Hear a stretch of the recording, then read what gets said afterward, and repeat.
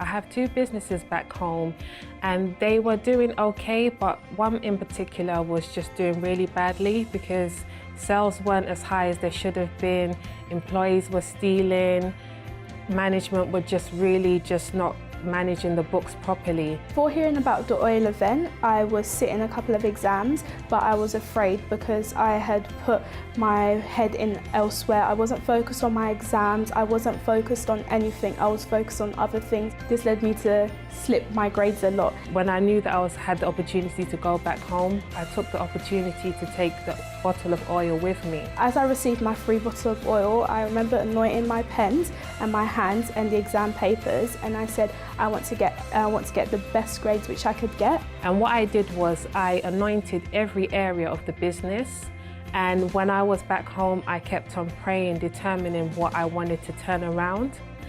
By the time I got back, I got good news. I got the best grades in my whole year. I got better than what I expected, and now I was able to go to college and do really big subjects which I've always wanted to do, which they said it was unlikely for me to do because of the grades that I originally were predicted to receive. We got new employees, new managers, the businesses were making profits, were able to buy new stock and were able to buy things and were able to meet to get new contracts. So I'm looking forward to receiving the next bottle of oil to take my businesses to the next level.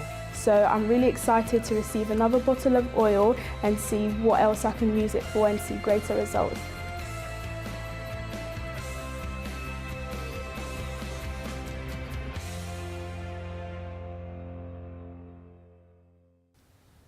Hello, good evening and welcome to Finding Answers. Now, Sunday will be Father's Day. And I have here with me Franklin. Good evening, Franklin. Good evening, Pastor. Would you believe if I told you that a few years back, this man, as a father, could not even barely provide for his kids and his wife, and at one point had to sleep in a car in the middle of winter when it was snowing. That's how bad his situation was. And you're going to hear his story in a whole in just a few moments. What I want to tell you tonight, though, is this, is that we know that it's not easy fighting for ourselves, for our own survival. We can even call it survival. But when you have children under your responsibility, when you have a family under your responsibility, it becomes a lot harder. And now the thing is that men usually, they don't tend to share their problems with others. If things are tough, if things are difficult, we don't go around telling people how bad things are for us. That's just something that men don't do. And men usually tend to suffer in silence, to struggle in silence. And, you know, it's not easy fending for oneself. Imagine when you have the responsibility of a family. So in a few days, the whole country will be celebrating dads and how awesome dads are. Now here's the two problems. There are dads that want to do the best, that want to be able to provide for those who they love. Unfortunately, things have been going too wrong, so wrong that they feel they are failing their families. And then you have the other side of the coin, people who don't have a dad, right? And that's tough because you have nothing really to celebrate. And it's interesting, I have Esther here with me as usual. How are you, Esther? Hello, good evening everybody. I'm fine, thank you. And just something interesting, before we started the show, you asked me if I usually stay in contact with my dad. Yes. Because you didn't know that my dad passed away when I was 15. Now, of course, for me, it's not a problem when Father's Day comes up because it's something that it's not an issue for me. It was great while my dad was here. He's no longer here, but I have a family of my own now and I have a wife. But I imagine that for some people, it's difficult. It's difficult for the dad who can provide, and it's difficult for the one who never had a dad. Yeah, absolutely. Well, some mothers are fathers as well as mothers. And, some people think I think there's a tendency to believe that Father's Day has been created sort of in reaction or in answer to Mother's Day, or we'll give the dads a holiday as well. But actually, it's a proper holiday and something we should celebrate just as equally. This is, you know, an ode to all the good dads out there. Do you feel that dads get a bad rep? I think so, yeah. I think sometimes it's like men in general sometimes are stereotyped or whatever. But I do believe that it's moving more towards fathers and mothers are becoming more equal, I think. And the thing is that sometimes, for example, if there's a problem in the marriage and the marriage unfortunately breaks up, then the children, it's deemed or it's thought that automatically they should stay with the mom. And you know, dads do struggle with the thought that they can't see their kids, that perhaps not even to mention the financial strain, because you have to work twice as hard to maintain yourself and then your kids who you love but you can't be with. It's not easy. No, it's not easy at all. And there's some dads who have to, you know, provide for their children and they can't see their children for whatever reason. So yeah, I think it's fair to say that, you know, the suffering can happen equally, just like the joy can. So. Absolutely. Now, I know that I'm not just talking to dads right now. I'm talking to mothers, I'm talking to children, I'm talking to people who never had a dad. I know this. But what I want you to understand tonight is this. We know that sometimes the world doesn't give recognition and credit where it's due. And perhaps people say that you, as a dad, you're not providing enough, you're not putting enough on the table, you're not giving enough, you know, your kids the ability to be in the best school, to wear the best clothes. But perhaps what nobody stops for 1 second to think is how much you're struggling, how much you're fighting. You know, a lot of emphasis seems to be put perhaps on the people that are around you, on the things that you fail to bring to the table, but people don't say, this guy is a really hard worker. He does his best for his kids. Yes, sometimes the results are not what he wants, but he does try. And maybe no one knows the struggles that you're going through. It's something you go through by yourself. It's tough. I mean, think about it.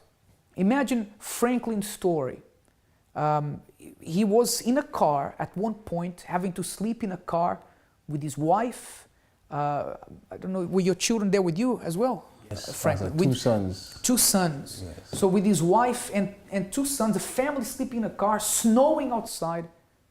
What is your immediate reaction? Is to say he didn't try hard enough, right? He wasn't a good enough dad. And maybe that's what you hear. And that's not the truth, by the way. He'll tell you his story. But maybe that's what you hear. You're not a good enough dad. You're not a good enough mom. No matter how hard you try, you do everything you can, and all that people do is to say you're failing. And maybe no one has to say. I think the worst part, Esther, is when no one needs to tell you that you're failing, because you feel like a failure. If you can't do and provide the way you want to, you end up feeling like a failure.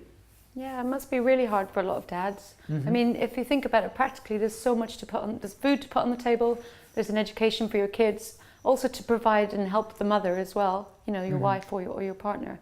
So it's an enormous amount of strain for a father. And pressure. And yesterday we were talking about negative thoughts in the program. By the way, I know we have an email that we're going to read in just a few moments, but I was reading statistics that men are 3 times more likely to die as a result of attempted suicide than women. And why is that? Because perhaps the pressure is greater. I don't know if that's the answer, but that's a problem. But here's what I want you to know. I want you to know this, that whatever the pressures of life are on you right now, whatever failures you've had, even if nobody gives you credit and even thinks that you have a future, maybe they think that you are failing in your role as a mom, as a dad, even as a son, maybe or daughter, you feel that time is passing by and people are not really looking at your potential. You feel like a failure. Not that you are. The fact that you may feel as a failure does not mean that you are a failure. These are two different things. You may feel like something, but it doesn't mean that you are. And I want to set a challenge here with you. Listen, I'm going to be very honest with you. We have to be, sometimes we have to measure our words when we speak on TV because, you know, we don't know the impact we're causing to different kinds of people that are watching us. But I have to be very honest with you here tonight. No matter the situation that you're going through, no matter how much of a failure people tell you that you are, no matter how much of a failure you feel that you are, you think that you are because you are in Franklin's situation or even worse, no matter what people tell you or how you feel, I want to say this to you, that God can and wants to change your situation. He can and He wants. James, if He wants, why hasn't He done it yet? Because He's waiting for your step of faith. Franklin did that. His wife, that's here with him, did that as well. They will tell us their story and you can do the same. And if you say, look, I want to take a step of faith, I want to put this God to the test to see if He can help me, then give us a call because one of our pastors who is now ready to speak to you will speak to you now, right now, and he will be praying for you. You can leave your name in our prayer book as well, and I'm sure that God can prove to you that He is alive today. The number to call is 020-7686-6300. That's 020-7686-6300. Or you can send us an email. And by the way, after the break, Esther will be reading that email that came in through yesterday. You can do that now. We're going to try to read as many emails as we can during the program. The email address is help@findinganswers.tv. help@findinganswers.tv. So get in touch with us. We're going to go for a break. When we come back, we'll be speaking to Franklin and to Carla, who will be telling us their amazing story. We'll be right back.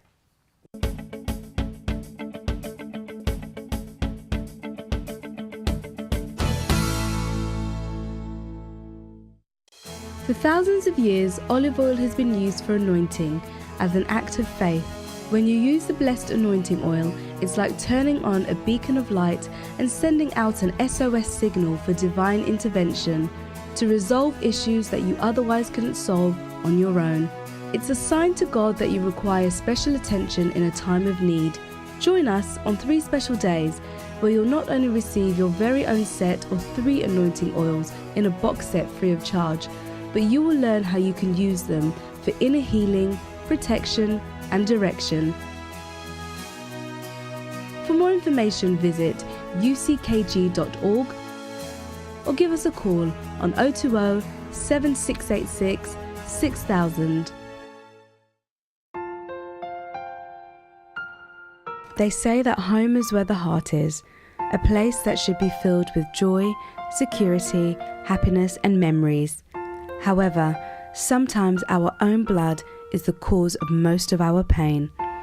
Before you lose hope, try this. Every Thursday, come and pray for your family and receive the guidance and support that could help you all reconnect again. After all, no amount of success can compensate for a broken family.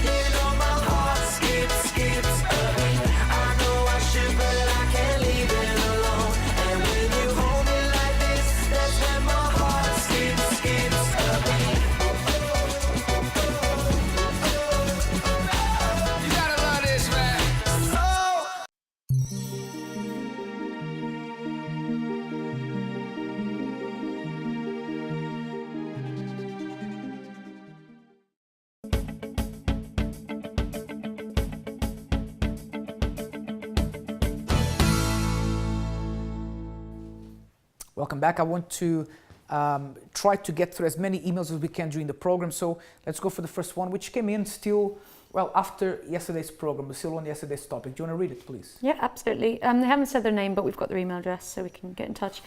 So they say, this is my first time watching this channel and I think it's extremely important in terms of helping people that are in need. Thank you. Here's my story. After getting negative comments from my own family, I struggled to achieve anything. I fell out of playing football and college and was at a point at giving up because I saw myself as a failure. I was lucky to find a job as a carer and soon learned how many other people struggle in terms of bathing, toileting, or even turning side to side while in bed. Then I started to be positive, happy, and fortunate.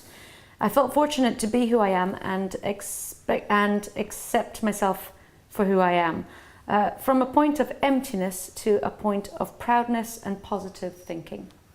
That shows how the power of positive thinking can change someone's life, right? Yeah. So that's amazing. And you see that you said you used to see yourself as a failure, but you weren't. That's how you saw yourself, and that's what we were saying earlier. But I want you to hear now Franklin's story. Before that, we prepared a video, a tribute to all the dads out there.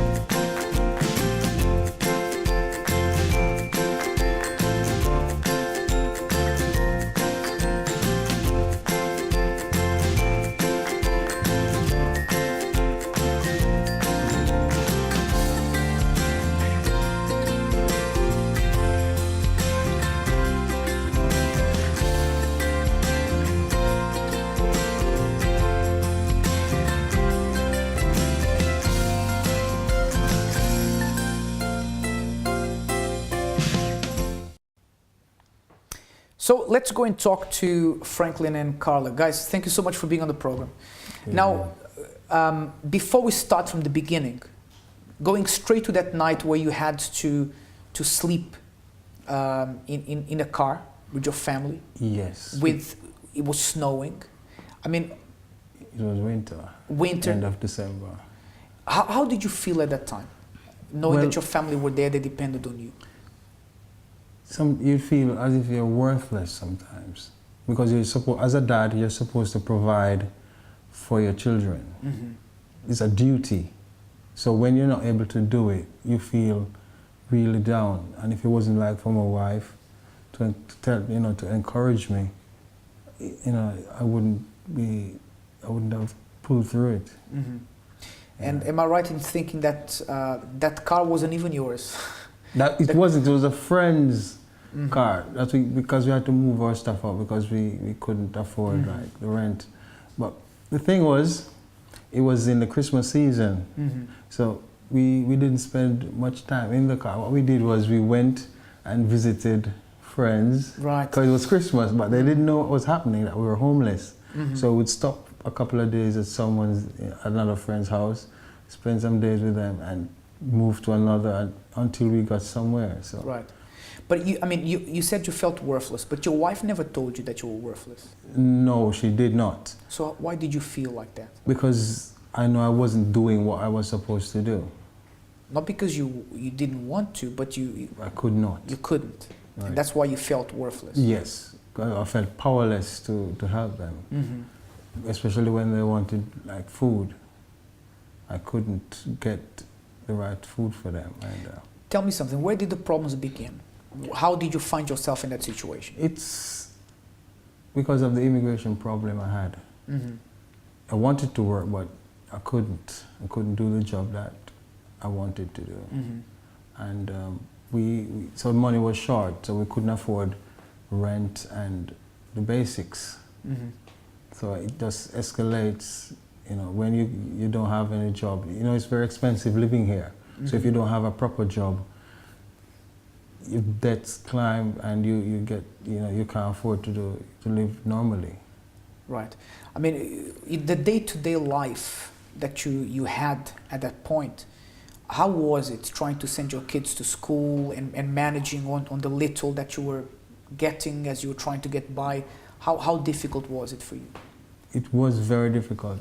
My oldest son, he was the early teens, a teenager, so he went to school without lunch because he wasn't entitled to free lunch. So we told him, you know, with the money we had was only to prepare a good meal in the evening. So we told him, go to school. As school is finished, head straight home to get something. And we had a younger son who was almost 2 years old. And it was kind of hard for him because he's a child, he's young, and he doesn't understand certain things. So we had to stretch his food when we had it, you know. Right. So. Carla, how was it for you knowing that your son was going to school, that you know, not that your husband or even yourself didn't want to provide, you wanted, but you felt your hands were tied. How did you feel looking at that situation daily? To be a mom is really hard because my son is my child. And if I can't give them what they want, they will go out there and steal. But I have to thank God because my son, he don't do that. He goes to school without food, but when he goes to school, he tell me, Mom, when at lunchtime, I have to go outside out the canteen and play with ball and kick around. So I say, don't worry, everything's okay. So when you don't have to give them, it's hurt. But if you want to work in the country, you don't have a stay, that hold you back. Because we used to work. They stop us from work. They don't give us nothing. And you're a hard-working man, right? You didn't come here to sponge off the government. I didn't, no. You wanted to work hard, but you couldn't. We were working, both of us were working, and when we got into trouble with immigration, we had to stop. So that's when we couldn't afford the bills anymore. You know, so we started going from one government agency to the other. You know, with government buildings that belong to the council, we'd go, they would send us to another one, and they keep sending us around in circles. And the last one we went to was when they told us that they can help because they're minors. The government can help them, but we're not legal residents of the country, so we're not entitled to get anything. So the only way they would help the children is if we were to hand them over to them. So that was when we refused and stopped asking them for anything. So they said that in order for them to help you, you had to let go of your kids. They had to take your kids away from you. Yes, because if they were to give the kids anything, we would benefit. If they were to give them a house or food, we would. So that's the only way they would help. That must have been heartbreaking to know that the only way to help your kids would be to be separated from them. That must have been. It was. I tell you, it was really. It's like it was one of the most offensive things someone could ever tell me. I have to ask them, did you think this cat, baby dog, this, and dog, this is my child. Yeah. If it's one banana, we're going to eat We'd it. have to share. But we just walked out, we refused, and that's when we stopped. And then that's why we came to each other. What about your marriage? I mean, did that cause strain in your marriage? Did that make you go through, I mean, how did you manage to go through that? It would, sometimes it tends to get a bit tense when, you know, we're short of certain things. But then we encourage each other, especially she would encourage me because sometimes I was really down because I was the dad. And she would, you know, encourage me. So that's how I pulled through. And that's great. You know, let me tell you something. I've working with couples and researching into how to helping couples, I've come to realize that money problems is one of the main reasons why couples argue and eventually get divorced. So the fact that you guys stuck closer together during that time is a great testament to your marriage, right? So how long have you been together? From 1995. 1995. The worst point of your life, Franklin, what was the worst point? Was it when you were in that car in December? Was it when they told you that they wanted to take your kids away from you? What was the hardest part? It was when we, not really in the car, it was when they told us we had to hand the kids over. That's when we realized that there was no help to get from them. And the solicitors were even worse. Right? They were telling us, they were so negative. You know. So we decided to, this was when we were at the church and we got the counseling and stuff. So that's when you found out about the church. Okay, we're gonna hear about that, and I just want to send a message out to all the dads and all the single parents and everyone who's struggling, not just dads or single parents, but you who find yourself a struggler. You're not a layabout. You're not a lazy person. You're someone who wants to succeed, but you're not given a chance. You haven't been given a chance because that was your problem. You had the motivation to work, you wanted to contribute to this country, but you weren't given a chance to do so, right? And I'm talking to you that say, look, I just need a break. I just need an open door, I need to get a foot in, but it hasn't happened. No matter how much I try, I fall flat on my face, and that's the situation I find myself in. If Franklin is here to tell you today that he overcame his problems, you can benefit from the same thing. Don't stay there thinking you have to go through this by yourself. We made a challenge earlier for you to challenge God and tell him, if you are alive, then you have to change my life. Make this challenge. Call in, speak to someone here, our team of pastors, because that can be the beginning of the transformation of your life. That was the beginning of the transformation of Franklin and Carla's life, and the same could happen for you. We're going to go into a short break, and we'll be right back.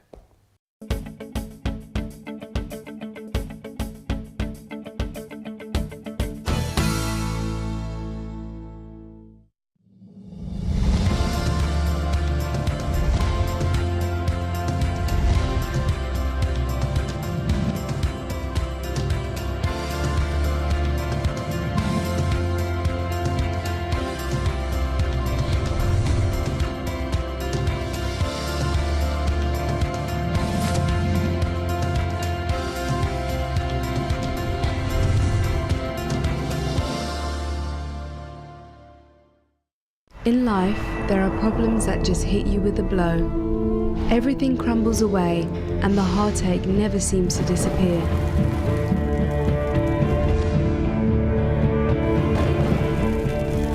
Everything keeps going wrong. You are in despair. What do you do when your hope isn't enough?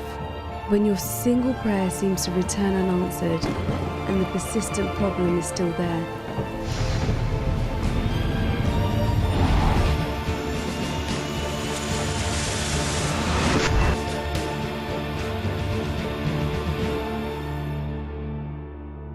Partner with God and make a chain of prayer.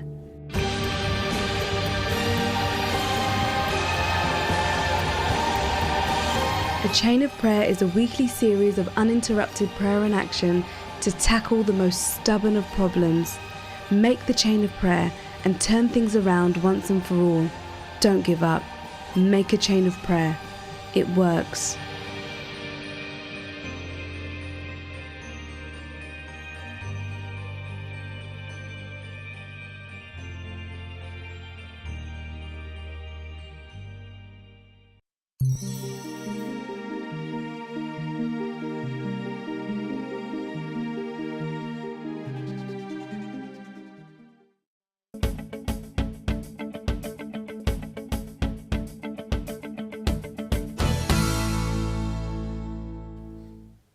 Welcome back. Here's what the people in London have to say about dads, how difficult it is being a dad today, and if our society is becoming a fatherless society. Have a look. You know, there's no stereotype anymore. Protect yourself, sometimes you probably do. It will heal, but it will always... They're humans, they have the ability to use their initiative. Find it difficult to just be happy in this life.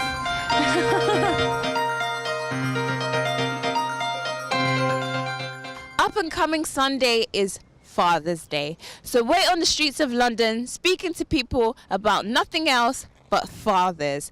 We're speaking about the roles, their relationships. Let's see what they say. Do you think we are fast approaching a fatherless society? No, I think it's actually going the other way. I think more fathers are starting to engage with the children a bit more. Fathers are extremely important, I believe, in quite old-fashioned values, and that the role of a father will never be eradicated, no matter how empowered women become and how much they get paid to work. I don't know. I don't think so. I mean, I guess a lot of people are, marriages aren't staying together as much as they were, but I think fathers are still involved with their kids. That's what I like to think, anyway. Do you think the role of a father in society is being undermined? I don't think they have an equal opportunity. I know a few years ago there was the Fathers for Justice and stuff like that, but I don't know what's happening nowadays too much.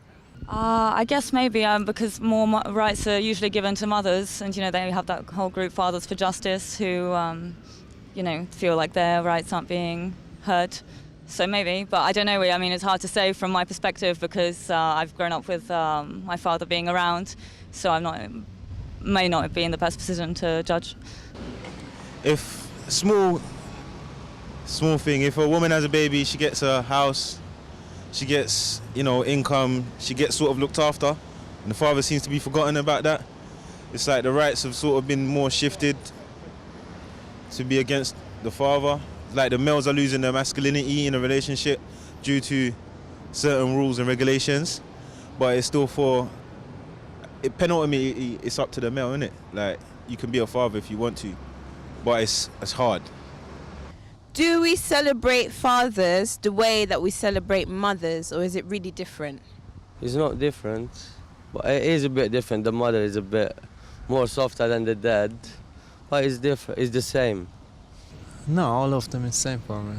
No, it's not important. Both of them is same. I think that maybe, in general, that mothers are more celebrated than fathers. But I don't know. You have Mother's Day, you have Father's Day, so you could argue they're equally celebrated. Not like the mothers do.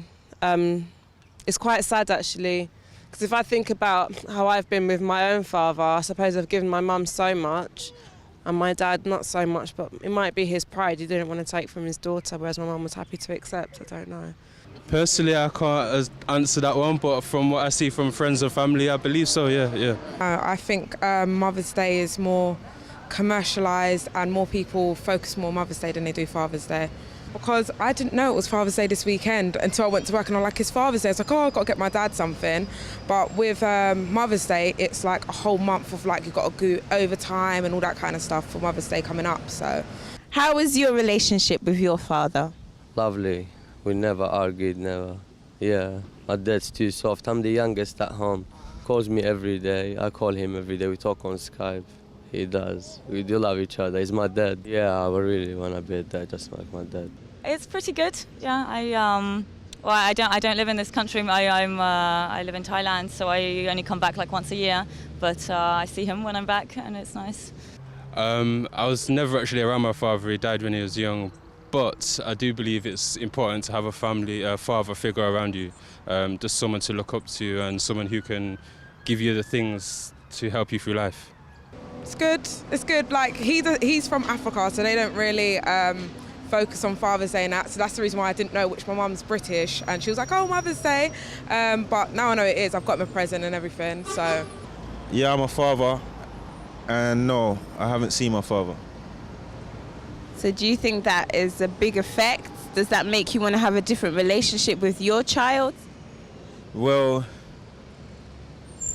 not really. It doesn't really affect me. I can't miss something I never had.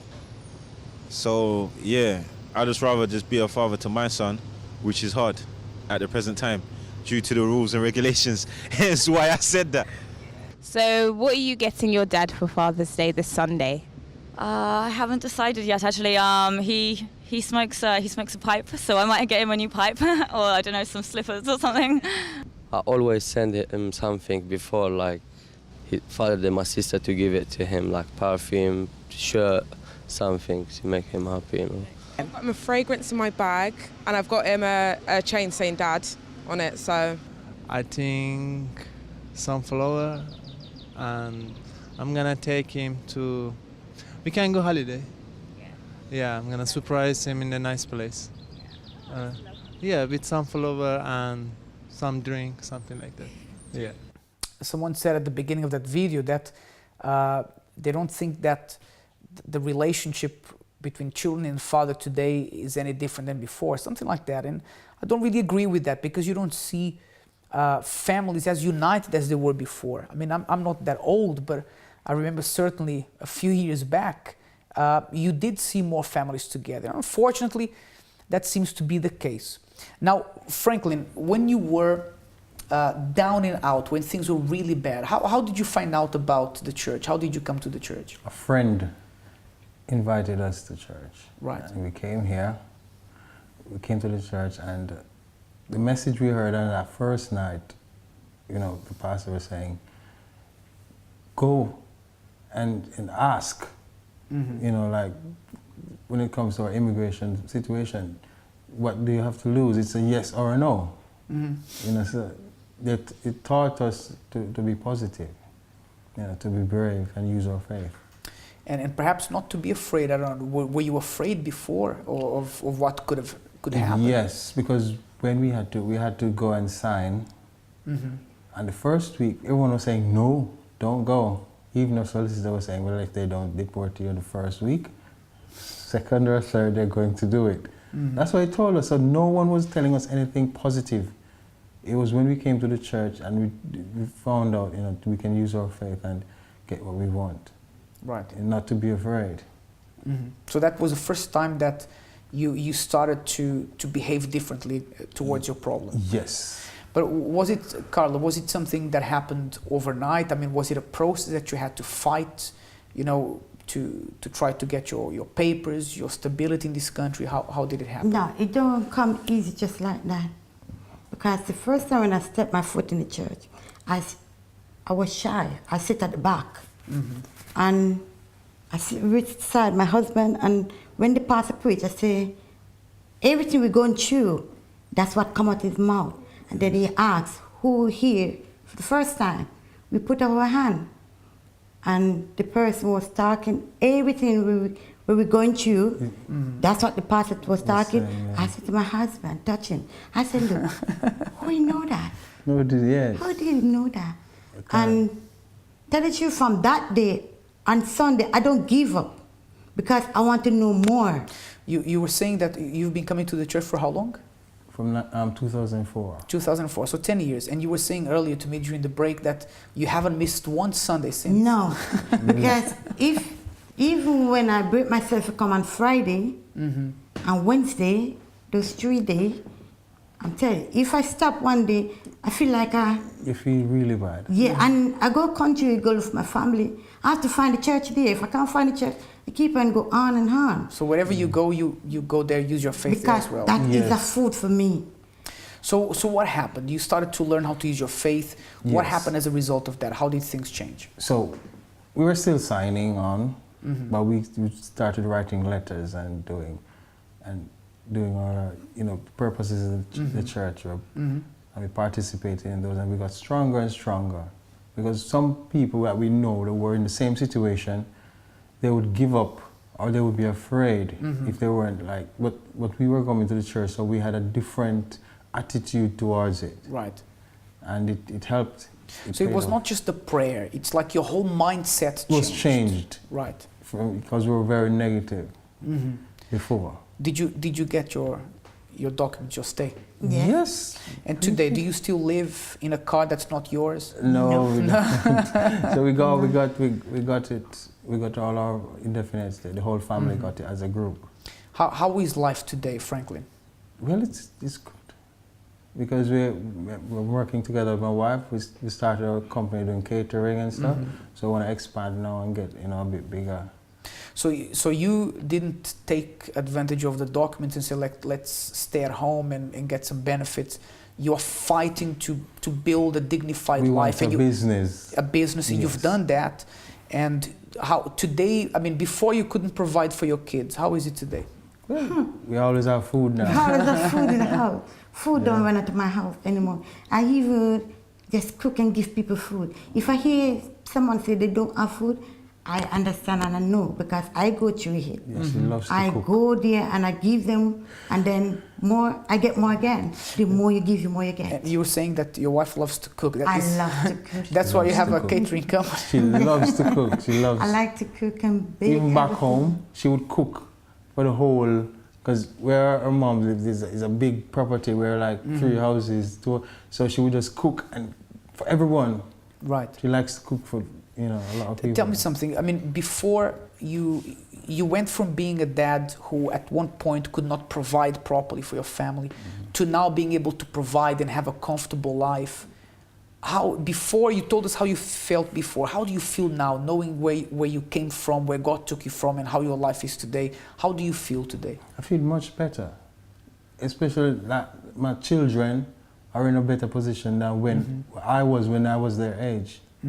Because they have everything, they're settled here, and they can do whatever they want to do. And I know that, I feel good in my heart to know that they won't go through what I went through. So that's as a father, that's what you aim for. It's really great to hear your story and to see that even in the most difficult moments, you guys stuck together as a family, and you are still together as a family, and you are a living proof that God can take the most despised people. Because, I mean, when you went to see your family, they didn't even know that you were living inside that car. No, and they didn't have a clue. It's Christmas time, so we just visited, Right, so they thought you were just visiting. Yes. But God can take people who are in that situation and put them in the situation that you are now. And that is just the beginning, because great things are yet to come. Yes. So thank you very much. And Esther, it's important to remind people about the importance of family, of a dad. And not everyone has the privilege of having a dad, but if you don't have that privilege, if you do have, value it. If you don't, you will be a dad one day, perhaps a mom, and when you are in that situation, you need to make the most of it. Yeah, great example there is Franklin and Carla, who went from living in a car at Christmas time in the cold to setting up your own business and having happy kids. In a car that wasn't his. In a car, and how did they not even, they didn't know you were homeless the whole time. So. And the car don't have any... The heater was working properly. No heater. No. One time we come out, clean the ice off, we lost. Oh, absolutely amazing. Well, I have a couple of interesting facts about fathers and Father's Day.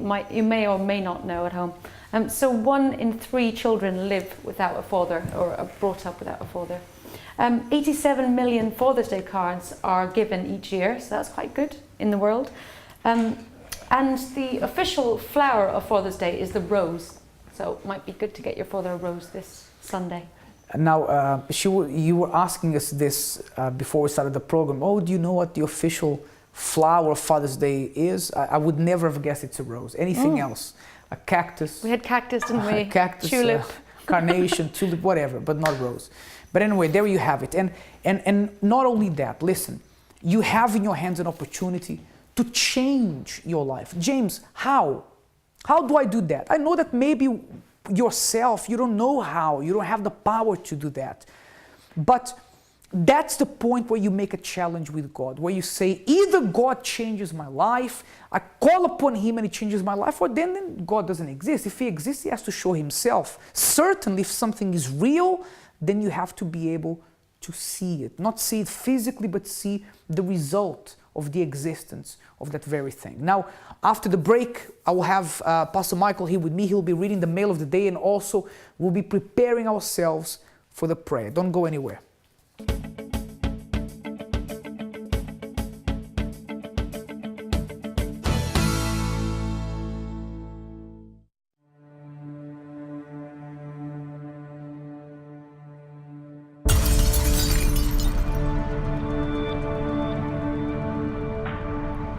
How does a person gain control of themselves again?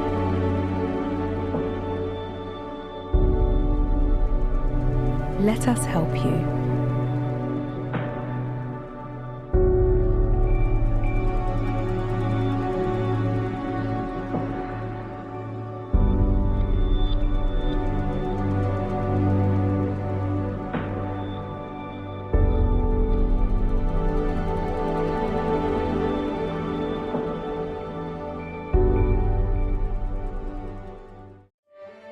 The UCKG Helpline Call Centre is open 24 hours a day, every day of the week, all year round. If you need help due to a serious problem you may be going through, if you feel that you have nowhere to turn to and desperately need someone to lend a listening ear, then we can help you. It doesn't matter who you are or what you have done, your religion or race, your call will be answered by someone who genuinely cares about you and has your best interests at heart.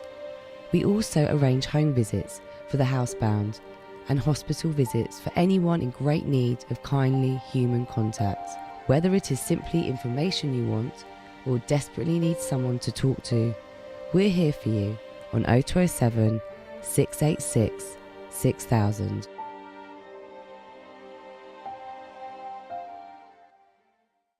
All right, real quick. Here are 4 unrelated stories, all with a common bond. First, let's go back to November 20th, 1982.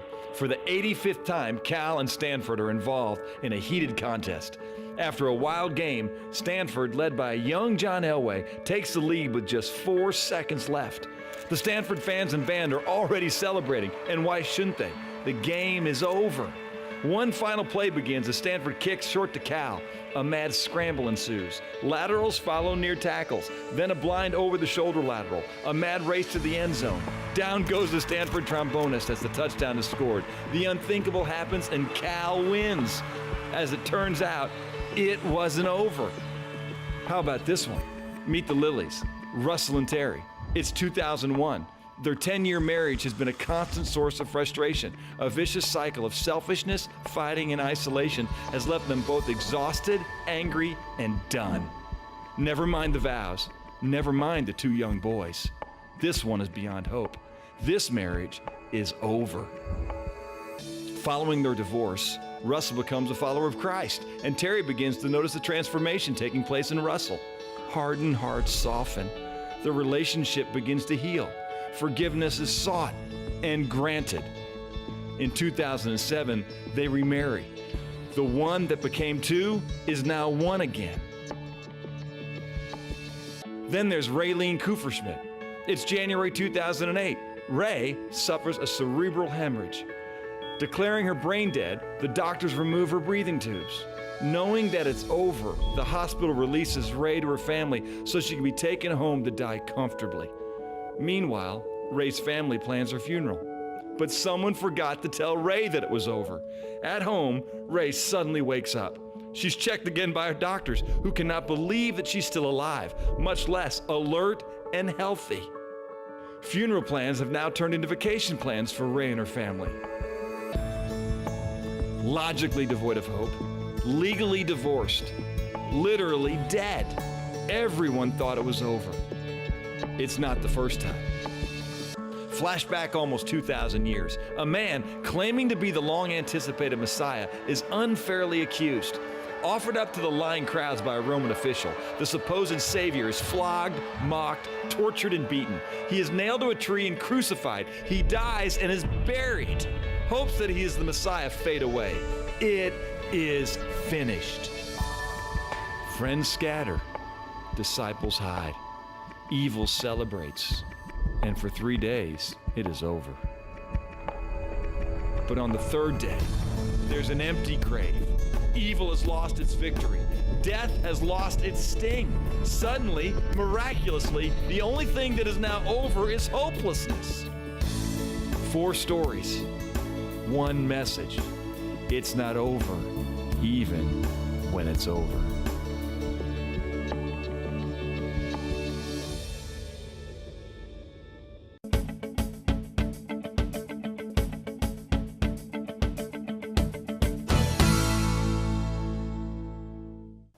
Welcome back. Now I have here Michael with me. Good evening, Michael. Hi, James. Welcome to the program. Go ahead with the mail of the day, please. Hi, it says, in November 2010, I lost my wife of 25 years due to a blocked artery. I never noticed anything was wrong at all. She was a stay-at-home mum who cared for both our children while I worked 2 jobs. I'm 44 and never thought something like this would ever happen. I still have my days where I need some time to get through the day. My daughter is 22 and recently married. My son is 18 and about to start university. These were 2 milestones that my wife and I were waiting to reach. A lot of times I feel so alone, and I tune into the program and watch other people's stories, and I realize that I'm actually not alone. But I still find it so hard after all these years. I find myself sometimes getting away to be alone to get a grip on things. There are days when every emotion just comes out and there's no controlling it. I have the love and support of both sides of the family, helping to ease the pain for my children and as well as myself. It has been the hardest thing in my life to deal with. I can see the pain and loss in both of my children and carry that burden along with my grief as well. I would like some advice or support if possible. Thank you. That's from George. Well, George, I can't imagine what it's like losing, someone dear to you as your wife. And if I can say, if anything, I can understand or feel your pain. But one thing that you do have is family that supports you on both sides, which is a good thing. But what I am concerned about is what you mentioned about losing it sometimes. I know you have to have time alone to get over it, to mourn and to move on. But, if you are not in control of these emotions sometimes, you could land yourself in trouble. And remember, if you're tuning in now, we're talking about Father's Day. Your children need you as much as you need them. So my advice to you is, try to get some support by picking up the call. You can pick up the phone now, give our advisors a call, and they'll be able to maybe give you some advice, a word of encouragement, and even a prayer as well for support. And by the way, it has to be said, George, great job. You're doing a very good job. And I think dads are not told that enough. Those that are doing a great job. We know there are dads who unfortunately are not much of a dad because they're not really there. And it shouldn't be like that. But for those who are fighting for their kids, who are fighting for their families, for all the Franklins out there who are doing their best to keep their family together and being a good example to their family, stay strong, because the God who helped Franklin can also help you. And maybe you need that strength right now. Maybe you are not as desperate as Frank was in a car in the middle of winter, but things are perhaps almost as bad. We want to offer right now a prayer on your behalf. We usually ask you to prepare a glass with water, and today is no different. So I'd like to ask you, prepare a glass with water. We're going to ask God to help you with guidance, to show you the way on how you can find a way out of that situation. At the end of the day, your family rely on you for that, right? And I believe that God can open your understanding to see what's the best path to choose for your family to find greener pastures. So if you want, prepare your glass with water. Let's talk to God. Prepare now for the moment of prayer. If you would like us to make a prayer and include you in the Finding Answers prayer book, send your name and prayer request to prayer@findinganswers.tv.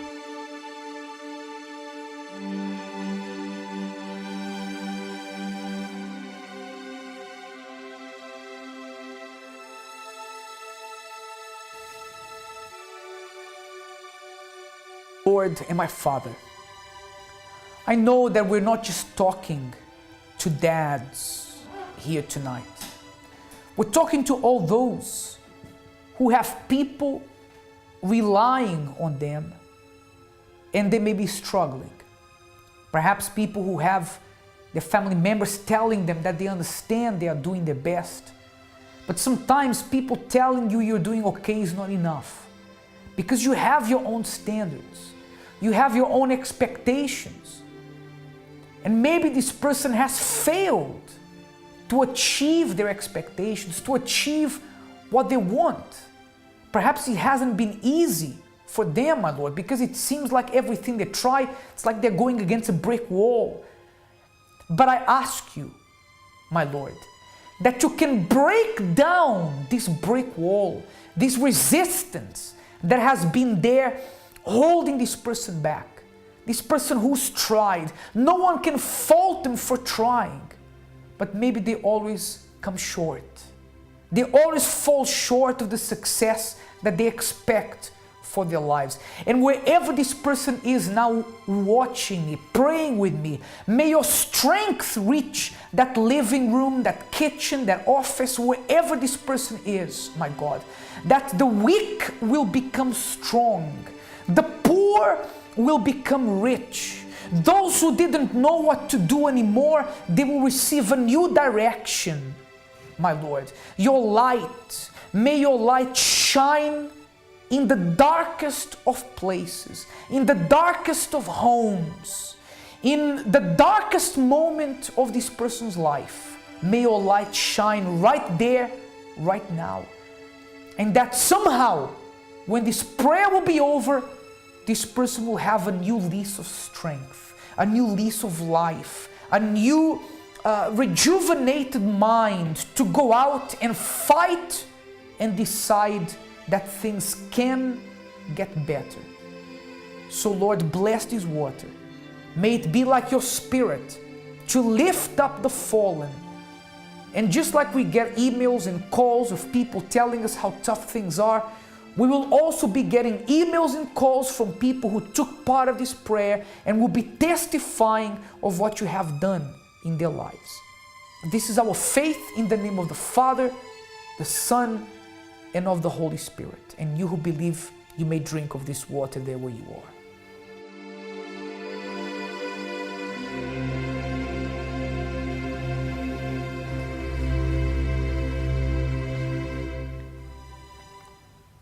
So this is it.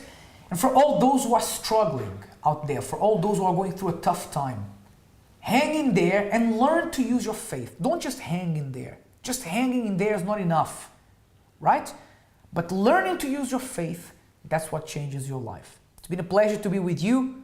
We'll be back with you again tomorrow at the same time. Until then, have a wonderful night. May God bless you.